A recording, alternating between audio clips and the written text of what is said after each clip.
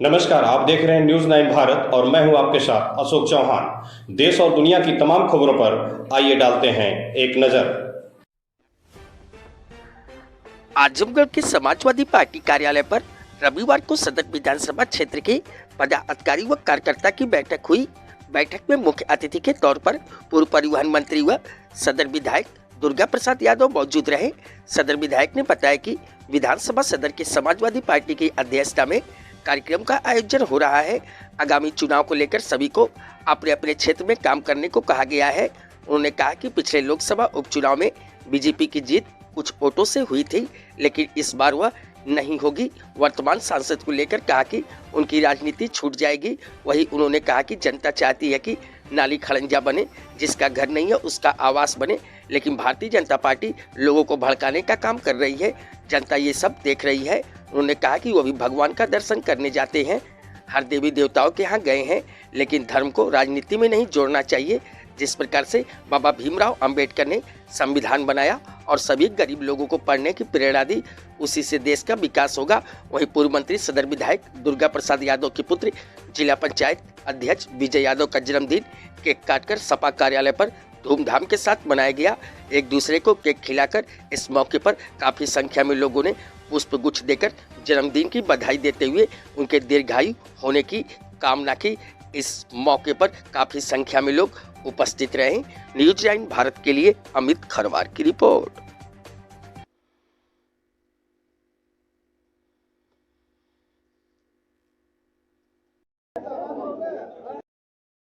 बैठक तो सदर विधानसभा के अध्यक्ष बैठे हैं आपके यहाँ अर्जुन हसन यादव जी ने बुलाई।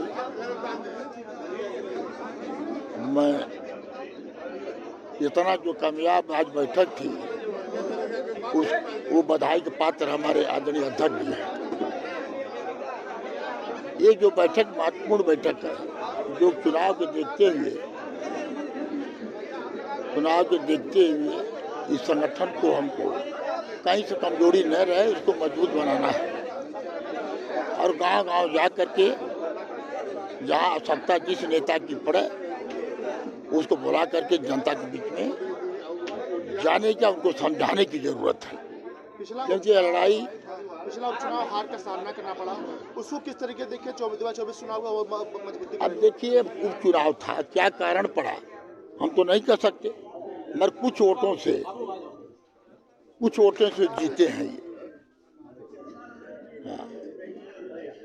तो कुछ वोटों से जीते हैं तो उसका जीत नहीं, अब जीत गए तो जीत गए, मगर अब आपकी लाभार लड़ेंगे, देखिएगा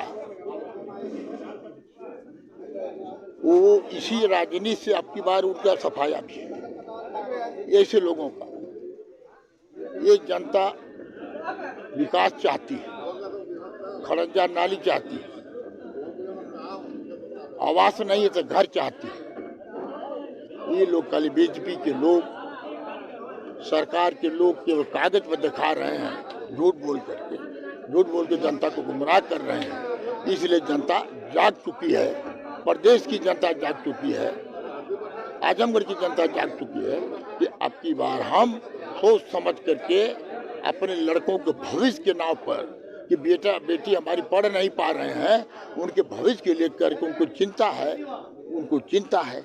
इसलिए अब की बार विकास को लेकर के, अपनी बेटी बेटा को पढ़ाने को लेकर के, स्वास्थ्य में दवा नहीं है, वो गरीब लोग दवा नहीं कर पा रहे हैं अपनी, तो सबको लेकर के वोट पड़ेगा। कई बूथों पे कुछ कार्यकर्ता इसलिए हम नहीं कहते हैं कि कहीं कहीं ऐसी बातें आएंगी तो उसको हम लोग उसका सतर्क होकर के काम हम करेंगे।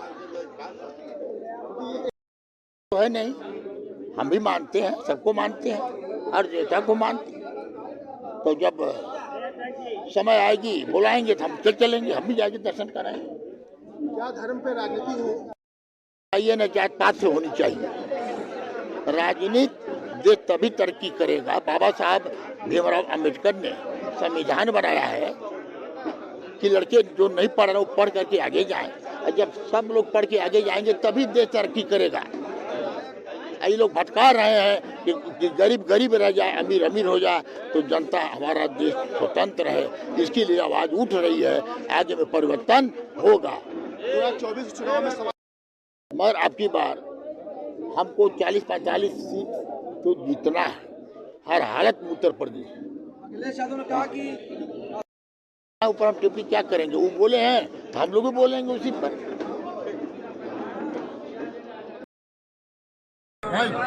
चलाने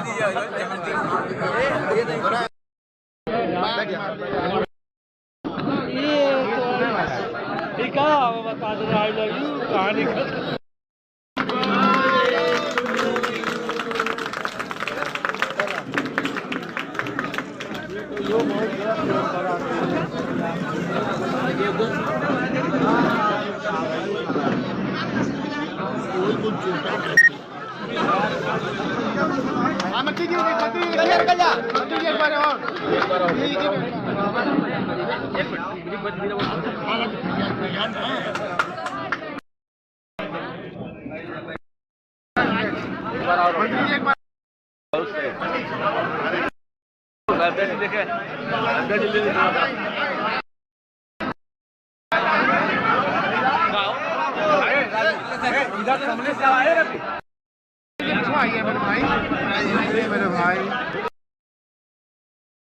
ये ऐसी परिस्थितियां आई थी कि उनकी मजबूरी हो गई उनके साथ होना पड़ा और उनके साथ जाना। तो चाहते नहीं दिल से थे, बाकी बहुत अच्छी थी, भगवान के बाद वही था। और जब बाढ़ चलता था, यहाँ खबरों का सिलसिला कभी नहीं थमता। सिर्फ और सिर्फ बने रहिए न्यूज़ 9 भारत पर। अब चाहूंगा इजाजत, नमस्कार।